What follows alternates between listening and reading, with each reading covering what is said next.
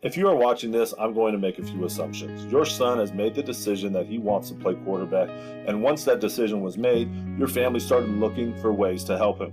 You found a quarterback coach, you attended camps, you probably played 7-on-7, you looked for strength training, speed training, and throwing instruction. You watched videos, you followed coaches online, you spoke with other parents, you may have looked into recruiting services, exposure camps, showcases, or even college camps. And you did all of that for the right reasons. You're trying to give your son every opportunity available to him. You're trying to make sure he is prepared. You're trying to make sure you do not miss something important. I do not believe effort is the problem. I do not believe access is the problem. I do not believe serious quarterback families are unwilling to invest. In many cases, they are already investing more time, more attention, and more money than ever before. But even after doing all of those things, many families are still left with the same question. Are we working on the right things at the right time in the right order? And that question is why QB Method exists. Quarterback development has never been more available. There are more trainers, more camps, more recruiting services, more technology, more film, more information, more exposure events, more opinions. But quarterback development has also never been more fragmented. The quarterback coach may work on mechanics. The strength coach may develop power. The speed coach may improve movement. The high school coach is responsible for preparing the offense to win games. A camp evaluates the quarterback for one afternoon. A recruiting service may help with promotion or communication. None of those things are automatically wrong. Many of them are valuable. The problem is that each person is responsible for one part of the journey only. Almost nobody is responsible for organizing the entire journey. That creates a difficult environment for families. One coach says the quarterback needs to change his release. Another coach says he needs to gain weight. Someone else says he needs more exposure. Another person says he should attend these 6 camps. Someone says he needs to transfer. Someone else says he needs to stay there. That family receives more information, but not necessarily more clarity. More access does not automatically create alignment. More activity does not automatically create development. Without structure, even good coaching can become disconnected. That is the real problem, not a lack of effort, it's fragmentation. Fragmentation creates more than inconvenience. It creates uncertainty, and families begin asking questions like, which camp should we attend? Which quarterback coach is the right fit? Should we have played 7-on-7? Should we focus on mechanics or strength? Are we behind in recruiting? Should we transfer? Should we stay? Is he being evaluated fairly? Are we spending too much time on the wrong things? I hear versions of these questions constantly, and most of the time, the family is not looking for another opinion. They are looking for a way to organize the opinions they already have. The cost of fragmentation is not only financial. It costs time, it costs focus, it creates duplicated work, it can create conflicting mechanical instructions, it can send a quarterback to events he is not prepared to benefit from. It can place recruiting ahead of development, it can cause a family to chase visibility before the player is ready to convert that visibility into an opportunity. The quarterback may be working hard, but working hard is not always connected. The family may be investing heavily, but the investments are not always sequenced properly. The problem is not that families do not care. The problem is that no one has given them a framework for making these decisions. One of the most important principles inside QB Method is this: quarterback development is contextual. Every recommendation must align with 2 things. First, the current phase of the football calendar. Is it fall, winter, spring, or summer? Second is the quarterback's exact position within their own career arc. Are they in middle school? Is it freshman year, sophomore year? Are they in the junior recruiting window, senior transition? Are they college getting ready for the NFL and pro days are on the horizon? The same recommendation can be correct for one quarterback or completely wrong for another. A 7th grade quarterback does not need the same plan as a junior. A quarterback in January does not need the same priorities he will need in August.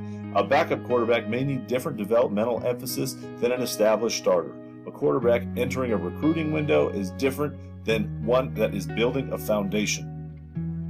This is where generic advice breaks down. It may not be bad advice, it simply may not fit the context. Command framework determines what requires development. The football calendar and the quarterback's career arc determine when it should receive priority. What matters? Why does it matter? Why does it matter now? And what should come next?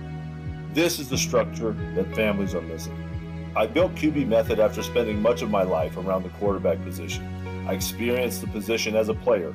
I coached it at the college level. I've worked with high school quarterbacks, college quarterbacks, first-round picks, returning Pro Bowlers, and even young players still learning the foundation of the position. Across every level, I kept seeing the same pattern. The quarterbacks who developed most consistently were not always the athletes with the greatest access. They were not the families that were spending the most money. They were not always the players attending the most events. They were the quarterbacks who understood what mattered most at that point in their career development. They had structure, they had accountability, they had a clear progression. They understood how mechanics, football intelligence, leadership, situational play, and career decisions all fit together. That observation changed how I viewed quarterback development. The position is not simply a throwing position, it is a command position. Before the snap, the quarterback must identify the structure. After the snap, he must confirm the information and sequence decisions appropriately. Between games, he must evaluate his performance honestly. Across the season, he must manage his preparation. Across a career, he must learn how to make increasingly important decisions. Talent matters, but talent without command creates inconsistency. QB Method was built to teach that command. Inside QB Method, development is organized through 5 areas. Conceptual intelligence. Can the quarterback understand fronts, coverages, pressure, leverage, and progression structure? Physical efficiency. Can he produce repeatable movements and ball flight through stable mechanics?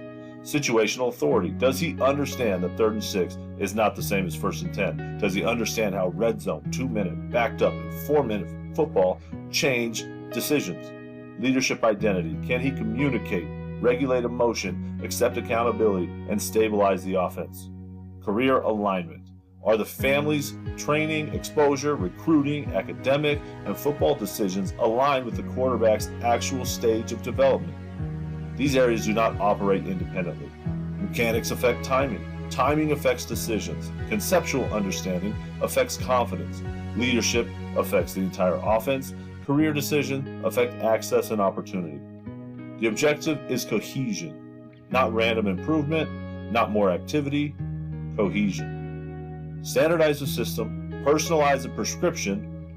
That is the operating principle of QB Method. Families enter QB Method command from different starting points. Some families need clarity. They want an honest evaluation of where their quarterback currently stands. They need to identify strengths, limiting variables, and the highest priority areas of development. For those families, the starting point is the command audit. Other families are looking for something broader. They want an ongoing advisory relationship. They want something helping them organize development across the football calendar and the quarterback's career arc. They want consistent evaluation, seasonal priorities, parent guidance, player accountability, and a long-term plan. For those families, the starting point is the command blueprint. The audit answers, where does the quarterback stand? The blueprint answers, what should happen next, and how should the entire process be organized moving forward. Both begin with the same principle. Quarterback development should not be left to guesswork.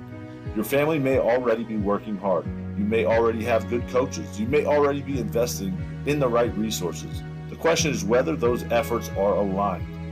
If you are ready to bring structure to the process, review the 2 starting points below. Choose the one that best fits your family's current needs. This is where command begins.